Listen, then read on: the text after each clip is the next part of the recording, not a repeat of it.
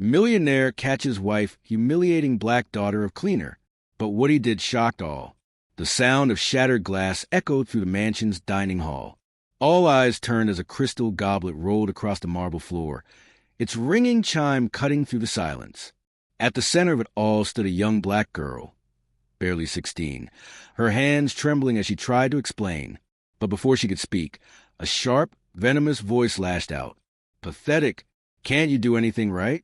No wonder your mother scrubs floors for a living." The woman sneered, her words slicing deeper than any shard of glass scattered on the floor. The girl's face burned with humiliation, her chest tightening with shame she did not deserve. But what neither the girl nor the guest expected was the voice that rose next. Deep, cold, unforgiving. The millionaire himself had stepped forward, his gaze locked on his wife. And what he said in that moment didn't just silence the room. It shattered every illusion of power and privilege. What would you do if the person meant to protect your child's dignity was the one tearing it apart? If you believe no one should suffer this way, share this story, because silence only protects the cruel. Before the glittering chandeliers and the icy silence of that dining hall, there was a life far more ordinary, yet infinitely more precious. Her name was Amara Johnson, just 16, with a smile that could light up the narrow hallways of her apartment complex. She lived with her mother, Clarissa, a woman whose hands were rough from years of scrubbing floors in the very mansion where the humiliation would later unfold. Amara's world was small, but it was full of color. The chatter of neighbors drifting through thin walls, the smell of fried chicken and collard greens wafting from kitchens on Sundays, the laughter of kids playing jump rope down the cracked sidewalks. This was home. Imperfect, yes, but filled with love. Clarissa worked long nights at the estate of Mr. Harrison, a millionaire with wealth so vast it seemed almost unreal to those who lived paycheck to paycheck.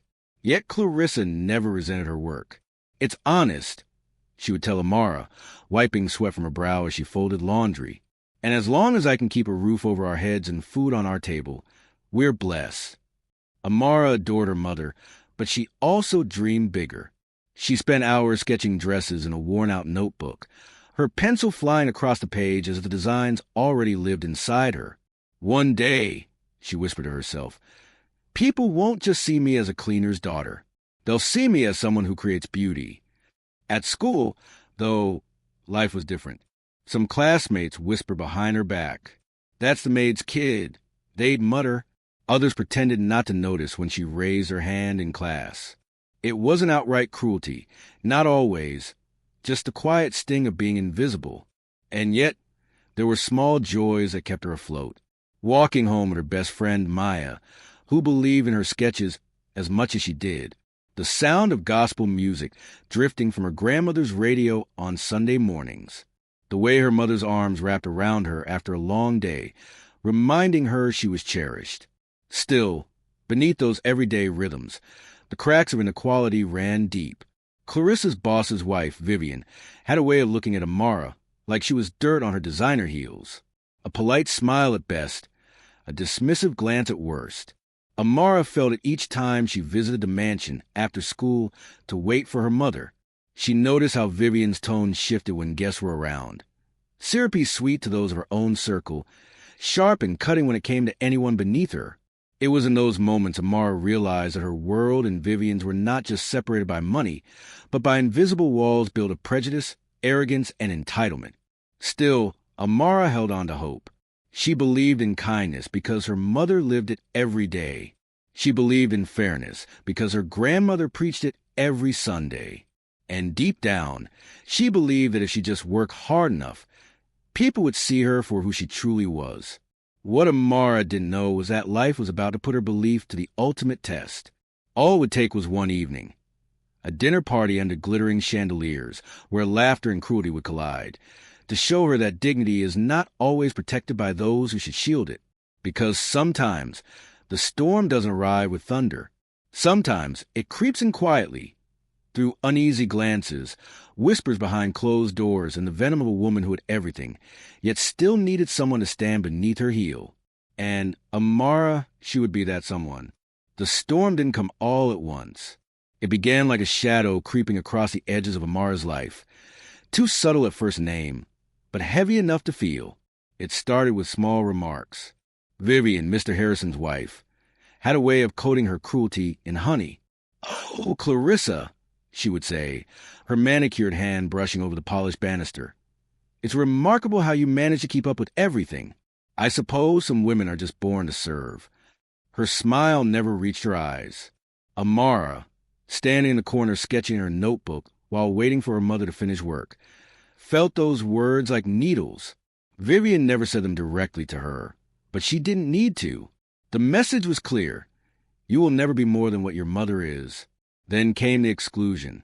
One spring afternoon, Vivian hosted a small tea for her friends in the garden. Their daughters, all dressed in crisp white dresses, sat at the table giggling about school trips and summer plans. Amara, clutching her sketchbook, stood nearby, hoping, just for a moment, to be invited to sit with them. Instead, Vivian's sharp voice cut through the laughter. "Amara, dear, could you be useful and fetch more napkins? They seem to have run out." The other girls glanced at her, some with pity, others with amusement. Amara's face flushed hot, but she obeyed, her heart pounding with a quiet ache. She wasn't a guest. She was furniture. Her mother noticed, of course. Clarissa's eyes followed her daughter that evening as they walked home. The sky painted pink and gold with sunset. "You don't have to take what that woman says," she whispered, squeezing Amara's hand. "She doesn't define you." But Amara did take it. Every word sank deeper, no matter how hard she tried to push it away. Weeks passed, and Vivian's comments grew sharper, less veiled. At a charity event where Clarissa was working late, Amara overheard her say to a guest, "I suppose it's sweet that Clarissa insists on sending her girl to a proper school. But really, what's the point? She'll end up right where her mother is." That night, Amara cried silently into her pillow, her sketches forgotten on the floor.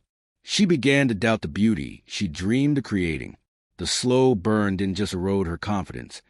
It strained her bond with her mother. Clarissa wanted to shield her, but Amara felt embarrassed, ashamed that her mother had to endure such treatment. "Why do you keep working there?" she demanded one evening, her voice breaking. "Why do you let her talk to you like that?" Clarissa looked at her daughter with tired eyes. "Because rent doesn't pay itself. Because food doesn't appear on the table by magic. And because sometimes swallowing pride is the only way to keep going." It wasn't the answer Amara wanted. She turned away, hugging her knees to her chest, wondering why survival always came at the cost of dignity. The point of no return came one evening in early summer. Mr. Harrison was hosting a lavish dinner party, inviting wealthy business partners, politicians, and celebrities to his mansion. Clarissa was assigned to oversee the staff for the night, and Amara, against her better judgment, accompanied her to wait until her shift ended. The dining hall glittered with gold accents, chandeliers sparkling like frozen stars. Guests laughed, glasses clinked, and servers moved in perfect rhythm. Amara kept to the edge of the room, clutching a glass of water, trying to disappear. Then it happened. A server, rushing past, bumped into Amara, sending a crystal goblet crashing to the marble floor. Gasps filled the room. Heads turned. Before Amara could utter a word, Vivian's voice sliced through the stunned silence. "Unbelievable," she snapped, her face twisted in disgust. "Do you have any idea what that glass is worth?" "Of course not. You people never do." The phrase "you people" landed like a stone dropped into still water. The ripples spread instantly, thickening the air with tension. Guests shifted uncomfortably in their seats, some avoiding eye contact, others watching with morbid fascination. Amara froze, her cheeks burning, her throat tightening. Her hands trembled as she bent down to pick up the shards, her reflection fractured in the glass. But Vivian wasn't finished. "Honestly," she scoffed, her voice rising, "your mother can barely manage her duties, and now you're following her footsteps? Maybe it's true what they say. Cleaning is in the blood." The room went silent, the kind of silence that hums louder than noise. Clarissa's face drained to color. Amara's eyes brimmed with tears she fought desperately to hold back. That was the breaking point. The humiliation was no longer whispered behind closed doors, no longer hidden in the shadows of sly remarks. It was public, sharp, undeniable. And as Amara stood there, shards of broken crystal in her hands, her spirit felt as shattered as the glass beneath her. The storm had arrived. The air in the dining hall grew heavy, suffocating. The crystal shards still glittered at Amara's feet, but all she could see was Vivian's face twisted with disdain. Every word, every syllable dripped with venom. Cleaning is in the blood. Her heart thudded violently against her ribs. Her throat ached from holding back tears. She wanted to vanish, to sink into the marble floor and never be seen again. But the room didn't let her disappear. It held her there, dozens of eyes boring into her, some with pity, others with amusement, a few with silent agreement. The taste of metal filled her mouth. Shame, fear, anger, all swirling together until she couldn't breathe. Clarissa rushed forward, her hands trembling as she tried to shield her daughter. "Vivian, please, that's enough." But Vivian only raised her chin, her lips curling into a cruel smile. If she can't behave properly at a civilized event, maybe she doesn't belong here. Neither of you do. The words hit harder than any slap. And then another voice rose. It wasn't loud at first, but it carried a weight that silenced every whisper, every shallow breath. "Stop." The room froze. All heads turned toward the far end of the table, where Alexander Harrison, the millionaire himself, stood. His usually calm face was tight, his jaw set in a way no one had ever seen before. The fork in his hand clattered against the plate as he pushed back his chair, the sound sharp and final. He walked slowly, deliberately, across the marble floor, each step echoing like a drumbeat in the stunned silence. When he reached Amara and Clarissa, he didn't look at them first. His eyes locked on his wife. Cold, unforgiving. "What?" he said, voice low, almost trembling with restrained fury. "Did you just say to her?" Vivian faltered, her smile twitching. "Alex, darling, it was just a little—" "Answer me," he cut in, his voice now rising, the sharpness of it sending a ripple through the crowd. Vivian's cheeks flushed, but she didn't back down. She broke a $1,000 glass. "She doesn't belong here. Neither of them do. You've been too soft with them. Alex. Their staff. That's all they'll ever be." The words hung in the air like poison. Alexander's gaze darkened. For a moment, he said nothing, the silence stretching until it became unbearable. Then he spoke, his words striking like thunder. "You think worth is measured in money? In bloodlines? In the name stitched onto a dress? Then you are more bankrupt than anyone in this room." Gasps rippled through the guests. He turned then, and his eyes softened as they landed on Amara. She stood trembling, her cheeks wet with tears she hadn't realized had fallen. Alexander crouched slightly, meeting her at eye level, his voice steady now. "You have more dignity in your little finger than some people have in their whole body," he said quietly. "Don't ever let anyone convince you otherwise. Not even her." A sob broke from Clarissa's chest, her hands flying to her mouth. Alexander straightened, his shoulders squared, and faced his wife once more. His tone was colder now, final. "If you cannot show basic decency to the people who make this house run, to the child of a woman who has given more loyalty and work to this family than you ever have, then perhaps you don't belong here." The room erupted into whispers, shocked faces turning from Vivian to Alexander. Vivian's mouth fell open, her skin pale beneath layers of makeup. You can't mean—" "I mean every word," Alexander snapped. "And if anyone here thinks her worth is less because of the color of her skin or the job her mother holds, then you may leave my home. Tonight." The silence that followed was crushing, absolute. Guests looked down at their plates, ashamed, unwilling to meet his gaze. And in the center of it all stood Amara, still trembling, still clutching the broken pieces of crystal. But for the first time that night, she no longer felt invisible. Someone had finally stood up, not just for her, but for the truth of her humanity. Her world had been shattered, but in that moment, it was also rebuilt. When the last guest car disappeared down the winding driveway, the mansion no longer glowed with laughter and clinking glasses. Instead, it felt hollow, its marble floors echoing with the remnants of words too heavy to forget. Clarissa stood with Amara in the kitchen, her arms wrapped tightly around her daughter. For a long time, neither spoke. The scent of spilled wine and candle wax lingered in the air, mixing with the faint salt of Amara's tears. "Baby," Clarissa whispered, her voice breaking, "I'm so sorry." But Amara shook her head against her mother's shoulder. "You didn't do anything wrong, Mama." And that was the truth.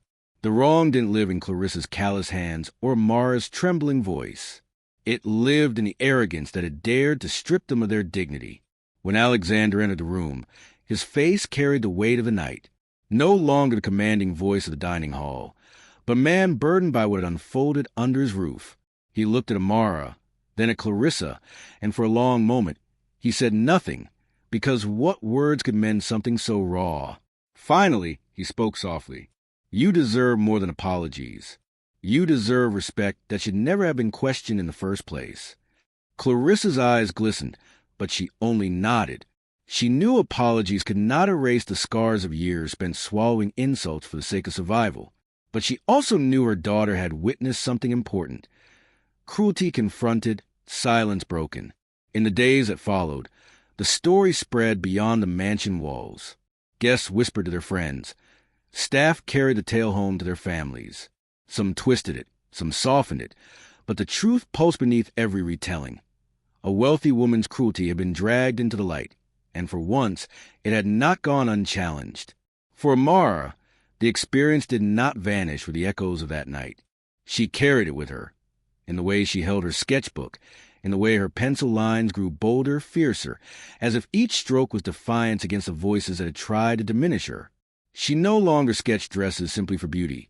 She sketched to reclaim power, to prove that creativity cannot be bound by prejudice. But scars are not so easily smoothed. Even as she moved forward, there were nights when Amara lay awake, replaying Vivian's words, the sting of humiliation still sharp. Trauma doesn't vanish when injustice is confronted. It lingers, demanding to be remembered. And perhaps that is the point, because Amara's story was never just her own. It was a story of countless daughters made to feel small because of who their mothers are. It was a story of women like Clarissa, who carried the weight of survival on tired shoulders while enduring indignities that should never have been spoken. It was a reminder that wealth does not equate to worth, and that silence, comfortable, complicit silence, only emboldens the cruel. So I ask you, if you had been in that dining hall, sitting at that glittering table, watching a child's spirit be torn apart, what would you have done? Stayed silent? Looked away? Or found the courage to stand? Because injustice does not begin with glass shattering on marble floors. It begins in the small comments left unchecked, in the looks we pretend not to notice, in the cruel laughter we excuse as just a joke. And it only ends when someone refuses to stay quiet. This story isn't just theirs. It's ours. If it unsettled you, then the conversation cannot end here. Share this. Talk about it, because awareness is a first step to change. But tell me, if you were there that day, would you have stayed silent or stood up for them?